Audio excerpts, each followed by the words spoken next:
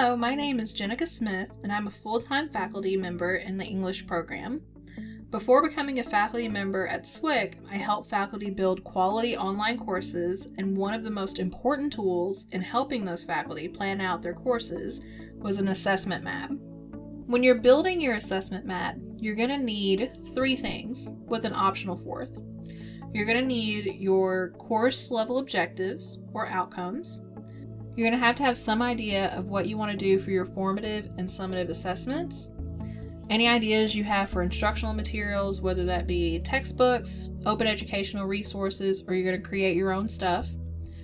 And then optionally, any ideas you have for engagement activities to encourage interaction and community in the classroom.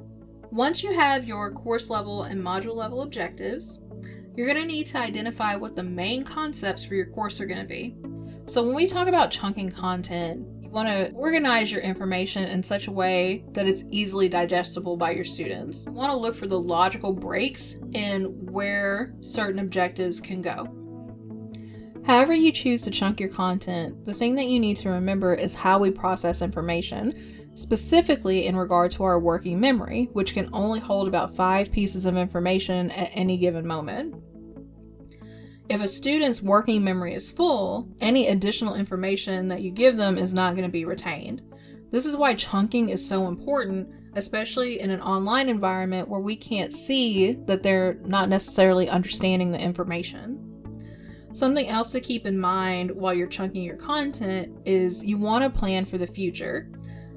I use learning modules instead of weekly units so that I can easily convert my 16-week course into an 8-week course or even a 6-week course without having to do a major overhaul of my Blackboard shells. I might have to reduce some assignments or some readings, but I'm not going to have to completely redo my entire course because it was set up for 16 weeks and now it's been converted to like an 8-week or a 6-week.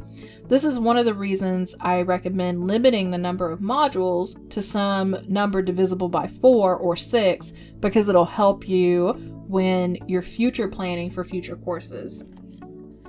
So when you're creating your assessment map, it can be as simple or as complex as you want it to be. And I've got a few different maps to show you, and one is fairly simple and one is very, very complex. My recommendation to you, especially if you are new to online teaching, it is better to start simple and then get more complex over time. I did not start off with a really complex map. My map really only had 4 things. It had objectives, assessments, learning materials, and then optional social media stuff. My current map has a lot more stuff in it, so I would definitely recommend starting off simple and then getting more complex. You want your focus to be on the big 3 things: objectives, which is the foundation of your course and your assessment map; the assessments, how you're going to evaluate your students; and then your learning materials, how you're going to prepare them for those evaluations. When you're planning your assessments in your map, the first thing that you want to do is you want to make sure that whatever your assessment is aligns with the verbs from your course and module level objectives. For instance, if you have a module level objective that says you're going to have a student practice a skill, then the assessment should reflect that act of practicing. If you're going to have students analyze or demonstrate something, then the assessment should reflect that as well. You also want to make sure that your assessments are not just the appropriate level for the course, but also for the students in the course. So I teach an entry-level English 101 class, so the expectation is that my early assessments are probably going to be lower on the Bloom's taxonomy scale. Are they gaining knowledge of certain key ideas and skills? You know, are they practicing those skills? And then later on in the semester is when I'm going to evaluate them for, can they apply those skills? Have they synthesized this information? Can they perform an analysis? You want to make sure that your assessments are sequenced and varied so that your formative assessments are scaffolded in such a way that they will lead to the summative assessments, that they're going to prepare students so that they can succeed on those summative assessments. You also want to make sure that you're giving students multiple ways of being assessed, because some students are not good test takers, just like some students are not good writers. So you want to have different ways for them to engage with that content and be evaluated for that engagement.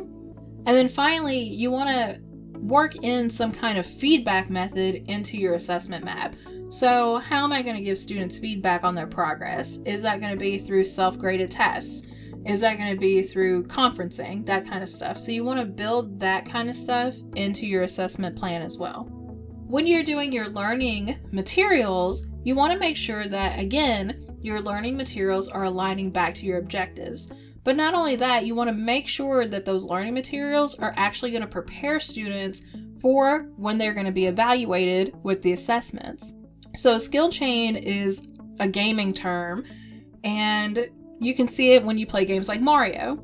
So when you're playing Mario, first you have to learn how to walk, then you learn how to run, then you learn how to jump, then double jump, then dash. All of those skills build on top of each other in a skill chain. You want to do the same thing with your learning materials.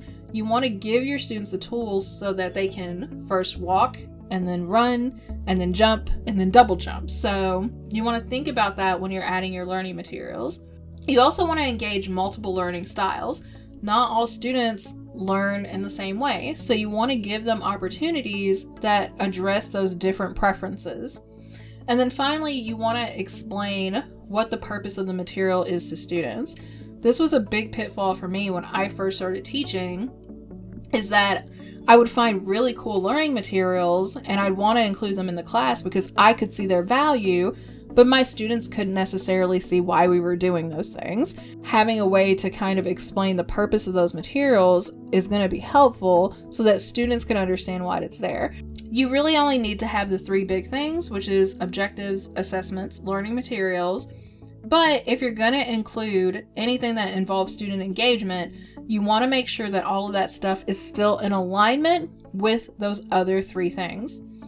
I would definitely recommend separating instructional materials from readings. This is something I was terrible at when I first started doing alignment maps. I pretty much put all of the readings together. I considered all of them instructional materials. And as I began to develop more maps and really plan out my course, I realized that not everything was instructional materials. Some of that stuff was materials that they would use to build their papers. It was supplemental readings, or they were used as part of the practice. You want to distinguish your themed material from your regular instruction material. I normally teach a themed course in English 101, and I've done everything from video games to monsters to science fiction. One of the things I did when I first started doing alignment maps is I did all of that material mixed in with my instructional material. The problem with that was whenever I decided to change theme, I would completely have to redo all of my instructional materials. So I think keeping those separate has really helped me because now I can change theme without having to completely redo the map. You can add whatever information makes the map more useful for you because you're going to be the only one who sees it anyway. These are just some ideas on how you can take the basic map, which is just three things: objectives, assessments, learning materials, and make it something more robust and meaningful for you as an instructor.